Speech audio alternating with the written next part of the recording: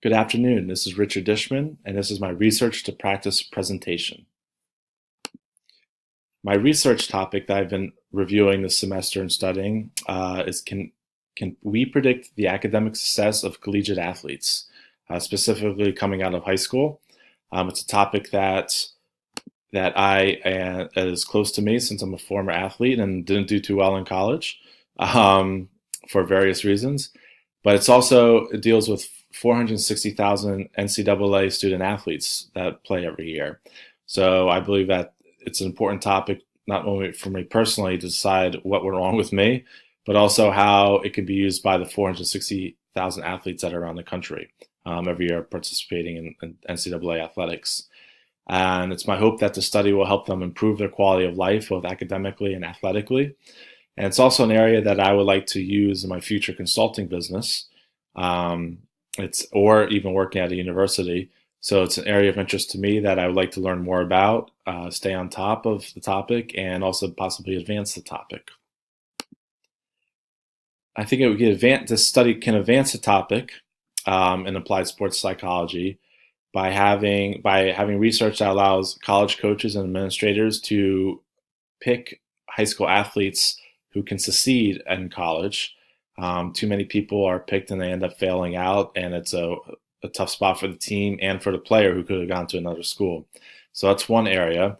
I also believe it will help high schools and colleges to develop programs that could help their athletes succeed academically in college.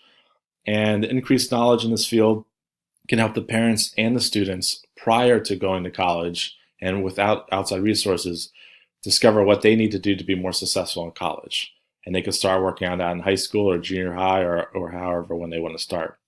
And finally, as performance consultants, they can use the study to prepare the high school clients and even their collegiate clients on what to expect and what resources they can use to improve academically and athletically, and basically kind of give them a guide plan or what to expect, which will increase the likelihood of success in college academically.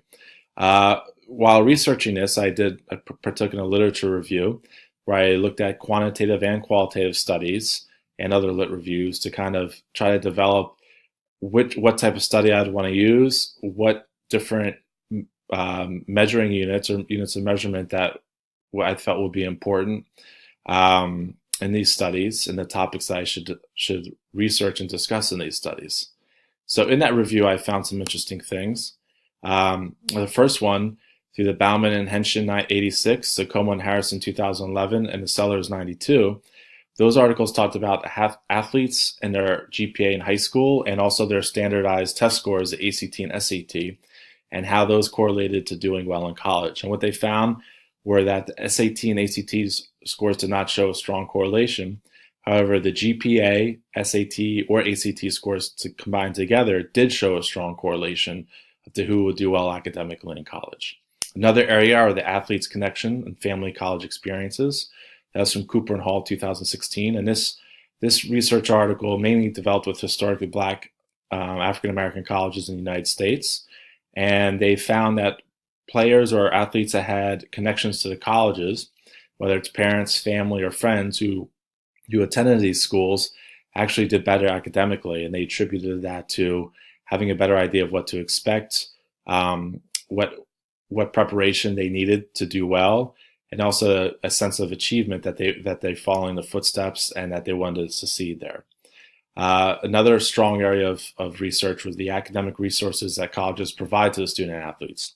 And I chose the Adler and Adler 85, Pierce 2007, and the Murdoch, Streer, Jenkins, Grenier, Henderson 2016 articles to highlight those areas. And basically what it said are college athletes that have more interaction with professors, with academic advisors, and student groups that are non-athletes tended to do better academically at the collegiate level. So they also showed a strong correlation between participating as a normal student and really interacting with the faculty members and other students to doing better academically and having higher GPAs.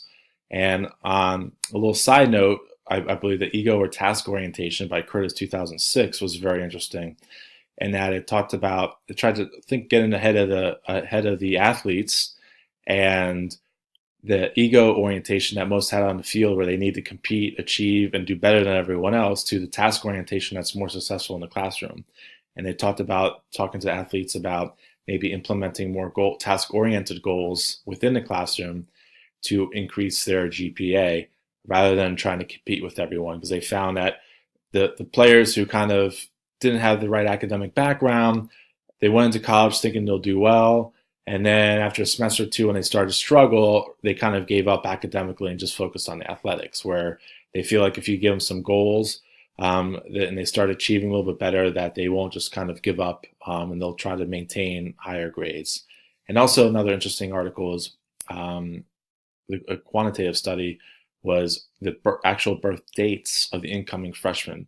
And they found that freshmen that were born in the beginning of the year of their normal year of entry to freshmen were of higher number and did better athletically, as opposed to the October, November, December birthdays. And they also found that most October, November, December birthdays in college sports were players that were 1 year older than what their incoming class should have been. And they attribute this to the players, as youth players, being more physically developed, mentally developed, socially developed, and that kind of snowballed into them becoming better athletes and more successful at college, collegiate level. So that was kind of an interesting study about, maybe the older kids do better in college, and might be, you might want to think about holding a kid back if you think they're going to struggle in college as a freshman. So those were some of the areas of interest in the literature review.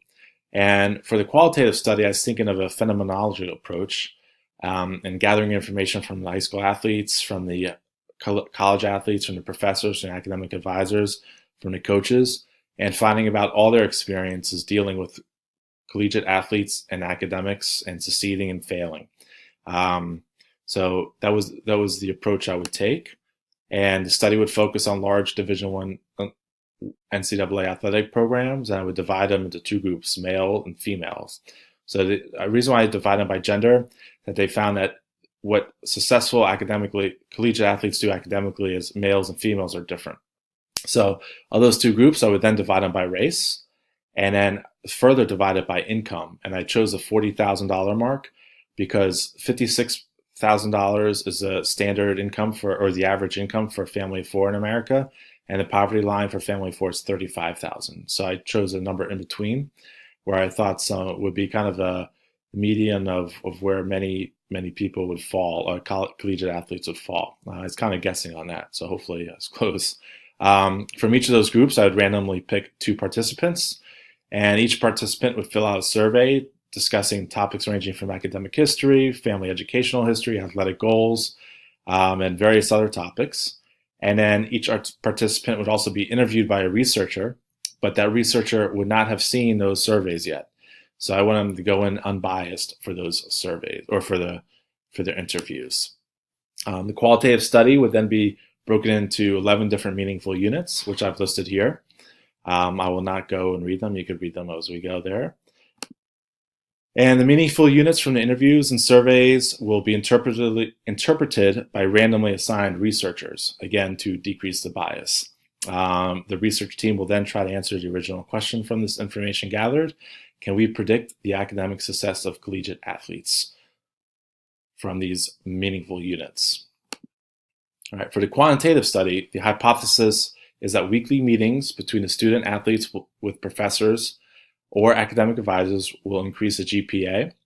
We'll be using a P-score of 0.05. Since I feel like a 95% success rate would be highly desirable. If this was a medical field where life and death was on the line, I'd pick 0.001, but I think 0.05 is fine for this type of study. And I'd use an experimental design that includes randomization of the subjects. I would divide the study into two groups, the male athlete, two different studies, one for the male athletes and one for the female athletes. And I would break up each gender incoming freshman would be randomly assigned either Group A or Group B.